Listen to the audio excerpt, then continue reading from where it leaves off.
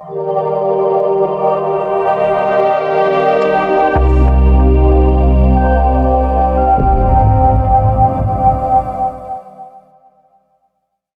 To CMD news.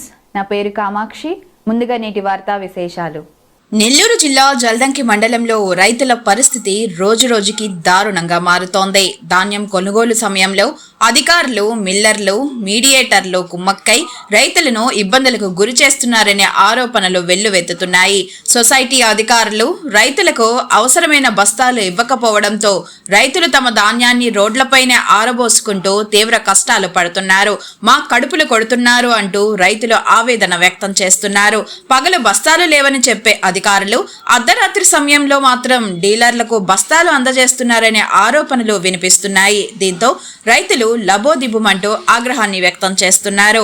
ఇప్పటికే గిట్టుబాటు ధర లేక ఇబ్బందులు పడుతున్న రైతులకు ఈ పరిస్థితులు మరింత భారంగా మారాయి.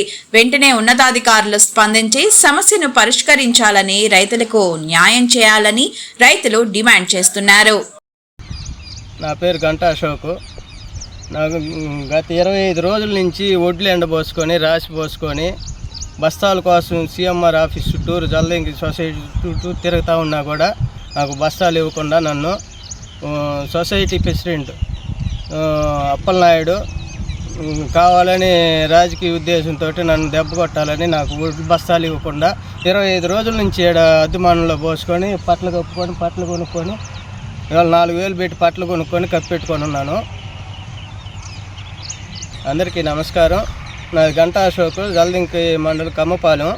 నాకు గత 25 రోజుల నుంచి ఒడ్లు ఎండబోసుకొని ఆరబెట్టుకొని పట్లు కప్పుకున్నా. నాకు గవర్నమెంట్ అధికారులు నాకు బస్తాలు ఇవ్వకుండా సొసైటీ ప్రెసిడెంట్ అప్పలనాయుడు కనసనలో నడుపుతూ అప్పలనాయుడు కావాలని నన్ను ఒక్కడనే జల్దంకులు ఇబ్బంది పెడుతూ అప్పలనాయుడు మటుకు అతను డీలర్లకు మటుకు రోజుకు 5,000 6,000 బస్తాలు మటుకు ట్రక్ షీట్లు కొట్టించుకుంటూ అతను చెప్పిన వాళ్ళకే కొడుతున్నారు. అధికారులు కూడా మేము వాళ్ళని పోయి అడిగితే అధికారులు మటుకు అప్పలనాయుడు చెబితే ఇస్తామంటున్నారు. నాకు న్యాయం చేయవలసిందిగా కోరుచున్నాను. నాకు అధికారులు కానీ నాకు అధికారులు కొద్దిగా న్యాయం చేయవలసిందిగా కోరుచున్నాను.